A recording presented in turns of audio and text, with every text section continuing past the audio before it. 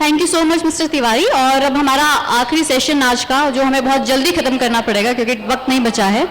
तो ये जो सेशन है ये मीटू है।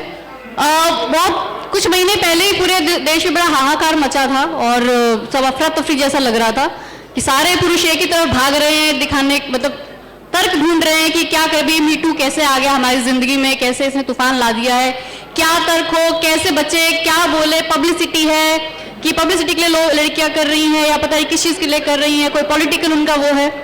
तो ये और मतलब ये बड़ा मेरा दिल गदगद हो गया है देखकर कि जितने भी मतलब जिसको आप कोई धर्म ना जोड़ पाया, जाति ना जोड़ पाई, कोई देश ना जोड़ पाया, वो सारे पुरुष एक ही तरफ एक मीटू कैंपेन के खिलाफ थे। लेकिन इसमें एक और बात है कि सारे की सारी महिलाएं एक तरफ भी नहीं थी या सारे के सारे लोग एक मीटू के ही पक्ष में नहीं थे, विक्टिम्स के पक्ष में नहीं थे। कुछ लोगों के अपने एप्रीहेंशंस थे, कुछ लोग बता रहे थे कि इसका किस तरह से मिसयूज हुआ है या हो सकता है। तो आज इसी पे थोड़ा डिस्कस करेंगे। तो मैं सबसे पहले बुलाऊंगी सीनियर जर्नलिस्ट है तवलीन सिंह, जिनके कॉलम्स आप इंडियन एक्सप्रेस में पढ़ते रहे हैं।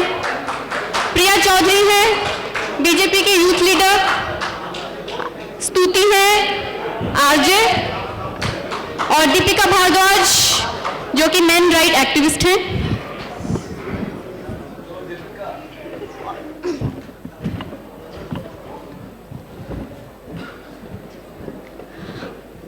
तो जो सबसे पहले जो मैं शुरुआत तवलीन जी से करना चाहूंगी।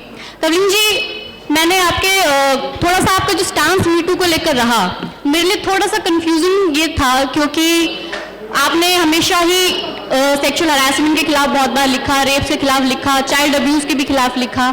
जब तहलका में तरुण तेजपाल के खिलाफ सामने आया कि sexual harassment at work place था, तब आपने उसके साथ दिया। आपने कहा कि नहीं, तहलका मैगजीन बड़ी हिपोक्रेट थी या उस तरीके की बातें करते हैं, लेकिन उनके अपने वर्क प्लेस पे ऐसा हुआ। लेकिन जब एमजे अकबर पे बात आई तो आप वहां पर उनके साथ खड़े मिली मुझे। तो जो आपके मैं उस टाइम की बात कर रही थी कि जब आप किसी और के खिलाफ लगा था तब आपने उसका साथ दिया, इस एक सेक्सुअल हरासमेंट वर्क प्लेस, तो आपने विक्टिम का साथ दिया जो तहलका के एडिटर के खिलाफ था। लेकिन जब आपके एमजे अकबर के खिलाफ ये लगा तब आप मतलब उनकी साइड में खड़े मिला। आपको मीटू या सेक्सुअल हरासमेंट वर्क प्लेस थोड़ा आपको पॉलिटिकली प्रोपेगेटेड प्रिपिटेड कुछ लगा कि वो सिर्फ कोई इसी तरीके से विक्टिम सिर्फ लेने की कोशिश करी कि गलत है, ये एक जो अमेरिका से आया हुआ एक शादी कोई मोमेंट है। तो जो अपने दोस्त के ऊपर अगर इल्जाम लगे तो क्या ये मतलब आपका जो स्टैंड से थोड़ा कंफ्यूजन नहीं हो गया है?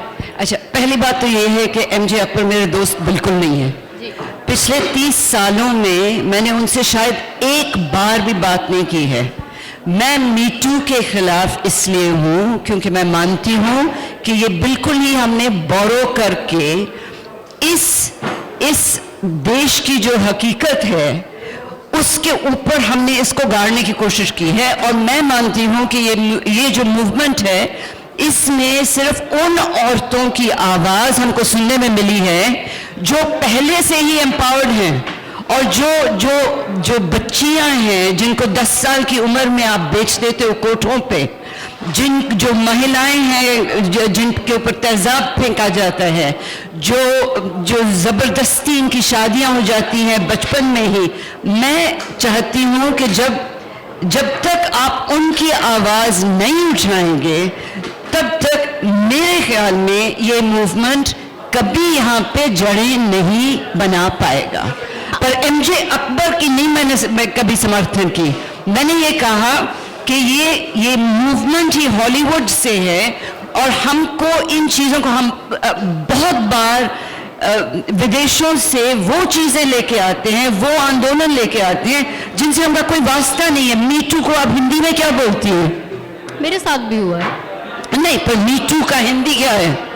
नहीं, हाँ, आपकी बात बिल्कुल सही है कि वो यूएस में एक मीटू मूवमेंट शुरू हुआ जो यहाँ पे कॉपी हुआ, लेकिन ऐसे तो बहुत सारी चीजें हैं जो अमेरिका में शुरू होती हैं, कोई और हम उसे फॉलो भी करते हैं। अच्छा, नहीं, पर हमारी औरतें हैं जिन्होंने, हमारी गांव की औरतें हैं जिन्होंने अपनी आवाज उठाने की कोशिश की है। भंवरी देवी ने की है, कई रेप विक्टिम्स हैं हमारे गांव में। नहीं, उनकी आवाजें क्यों नहीं हमको सुनाई देती हैं? हम उनकी आवाज क्यों सुन रहे हैं जो पहले से वो एम्पावर्ड हैं?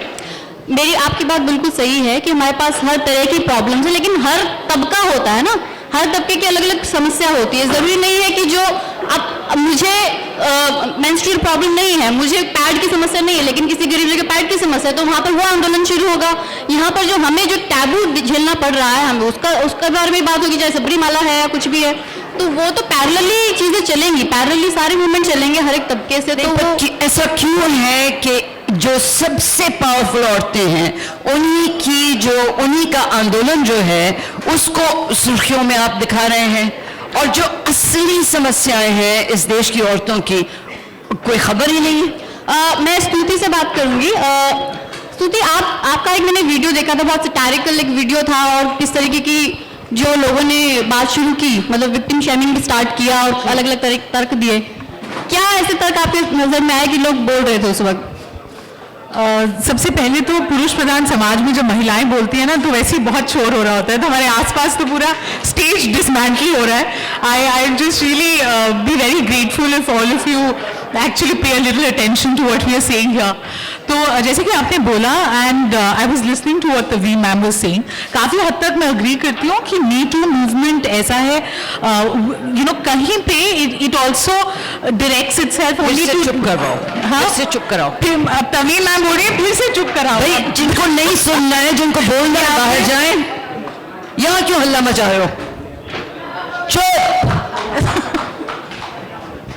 I think we are talking of something very important, और हमारा सेशन वैसे ही छोटा है, तो अगर आप उस पर ध्यान देंगे तो अच्छा ही होगा। So coming back to the point, I think I agree when Tavleen ma'am says that एक बहुत ही English speaking elite Twitter friendly audience को मी टू बहुत आसानी से समझ में आता है। Probably the one who works मेरे घर पे या हम आसपास जो आम औरतें देखते हैं उन्हें शायद ये नहीं समझ में आएगा, but having said that I still feel that it is a great tool of empowerment, because कहीं पे व्हेन वी स्टार्टेड ऑफ, तो you know the men you had to be careful about, ये हश टोन्स में हमें बताया जाता था कि you know be a little careful about him, और you know that is not really quite okay.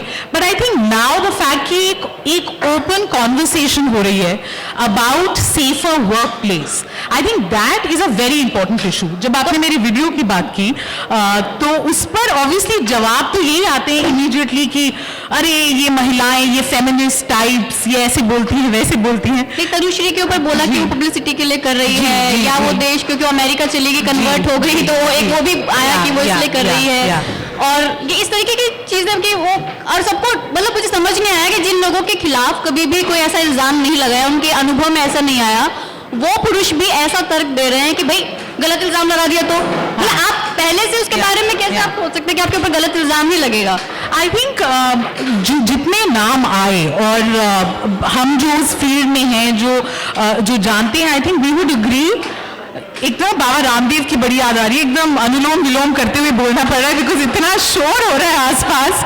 This hall seems to be just crumbling down, क्योंकि हमारे पास वक्त बहुत कम बचा है और सब में भगाने के चक्कर में अभी। So I think ये बहुत इमीडिएट और बहुत बेसिक एक रिएक्शन होता है कि अरे झूठ बोल दिया, तो पर मुझे समझ नहीं आता where you know if you have female friends, if you have sisters, if you have women in your family, अगर आप उनसे डिस्कस करेंगे वो आपको बताएंगे कि रोजमर्रा की जिंदगी में ये इतनी बार होता है। It's just the difference is then when it's one of your women in the family, you want to readily believe them, but कोई बाहर की लड़की है तो वो झूठ ही बोल रही है। I just want to say it takes a lot for a woman to come out and even make a claim जहाँ पे आप अपनी आइडेंटिटी रिवील कर रहे हो। Secondly, जितने भी केसेस आए हैं, even big names and women who have revealed their identity, I think now a legal cause is happening, so it's not like you suddenly the verdict is out, but I think women need to be supported. We have to make an environment where women can be heard and believed, so that more women come and at least talk about it, because I think voicing this is the empowering bit. माहौल तो उसके बाद थोड़ा बना ही है, मतलब हमने खुद भी अपने मीडिया ऑफिसेज में देखा कि फटाक से बहुत ज़्यादा जो विशाखा गाइडलाइंस हैं उनके बारे में ट्रेनिंग स्टार्ट हो गई, सबको बड़ा ही डर लगा, और सब मतलब जो भी उन्होंने अपने जो भी एहतियात बरता जो उन्हें पहले बरत लेना चाहिए था, इस मूवमेंट के बाद थोड़ा मैंने देखा और चेंज आया है, और थोड़ा लोग डरने भी लगे हैं। थोड़ा एक खौफ जो जिसमें महिलाएं आज तक रह रही थी, वो खौफ इस बार दूसरी तरफ ट्रांसफॉर्म हो गया। प्रिया, मैं आपसे पूछना चाहूँगी कि आप पॉलिटिक्स में हैं और वो भी एक वर्क प्लेस है, क्या आप वहाँ पर भी सेक्सुअल हरासमेंट वर्क प्लेस, मतलब आप बिल्कुल उसको बहुत ईमानदारी से जवाब दीजिएगा कि क्या वहाँ पर भी चीज़ बहुत झेलनी पड़ती है कि वहाँ पर काफ़ी क्लीन है जैसे कि लोग दावा करते हैं? मैं इसलिए बोल रही हूँ कि ईमानदारी से बोले क्योंकि मैं मीडिया में हूँ, मैं पोस्टर लेके खड़ी हुई थी मीडिया में सेक्सुअल हरासमेंट के खिलाफ, तो मैं इसलिए आपसे बोल रही हूँ कि आप भी ईमानदारी से बताइए। फॉर्चुनेटली कहूँ या भगवान का आशीर्वाद कहूँ, आज तक ना मैंने ऐसी चीज़ें सुनी और ना देखी, कम से कम मेरे फील्ड में अगर आप बात करें तो। और जहाँ तक मी टू की बात है, चाहे ये वेस्ट से हमने कॉपी किया है, लेकिन प्रॉब्लम मी टू नहीं है, प्रॉब्लम है कि आप किस वक्त उसके बारे में बात कर रहे हैं। अगर आज मैं कोई चीज़ें फेस कर रही हूँ और मुझे ये दिखाई दे रहा है कि इस आदमी से मुझे अपना काम निकालना है, तो आपको उसी टाइम पे डिसाइड करना होगा कि आपको अपना काम निकालना है या आपको अपना मीटू बचाना है। अगर आपको अपना काम निकालना है तो जो वो सहन कर रहे हैं उसे करिए सहन, और अगर आपको अपना काम नहीं निकालना है और मीटू के खिलाफ आवाज उठानी है तो भगवान ने आपको हाथ दिया है ना। जिनके ऊपर ये सबसे बड़ा एलिगेशन सबसे पहले शुरू हुआ, तनुश्री दत्ता ने लगाया नाना पाटेकर के ऊपर, तो नाना पाटेकर की ही फिल्म का डायलॉग मुझे याद आता है जिसमें वो एक औरत को कह रहे हैं क्यों चिल्ला रही है, हाथ दिए हैं, पास में डंडा पड़ा है, उठा और मार। तो अगर कोई आपके साथ ऐसा करता है, आप उठाइए आवाज, बाकी महिलाओं को अपने साथ लीजिए, उस टाइम पे कंधे से कंधा मिलाकर खड़े होइए, कौन रोक रहा है आपको? मतलब नौकरी की चिंता नहीं करनी चाहिए, खाने पीने का नहीं करना चाहिए, कोई चिंता नहीं करनी चाहिए ना। अगर आप सही हैं, बैठ जाओ खाली, अगर आप सही हैं तो आपको कहीं और भी काम मिल ही जाएगा। और अगर आप गवर्नमेंट सेक्टर में हैं तो आपके पास वहां पर आवाज उठाने के लिए कानून भी बना हुआ है, आप सामने वाले को सजा दिलवा सकते हो। थोड़ा सा तो मजबूत होना पड़ेगा कि कितना महिलाओं वाली बिचारी 21वीं सदी में नहीं चलेगी, थोड़ा मजबूत होकर कानूनी रूप से या शारीरिक रूप से आपको लड़ाई करनी ही पड़ेगी। जी, वैसे जो आप कहती दीपिका, वो तो उन्होंने सारी बातें कह ही दी है कि कितना सा प्रॉब्लम है। बेसिकली यहाँ पर थोड़ा कैओस है और मुझे कहा गया है कि प्रोग्राम जल्दी से खत्म कर दिया जाए, तो मैं आप इससे आखिरी कमेंट लूंगी और उसके बाद खत्म करते हैं, क्योंकि वैसे भी लोगों को ज्यादा है कि मारो डंडा उठाओ।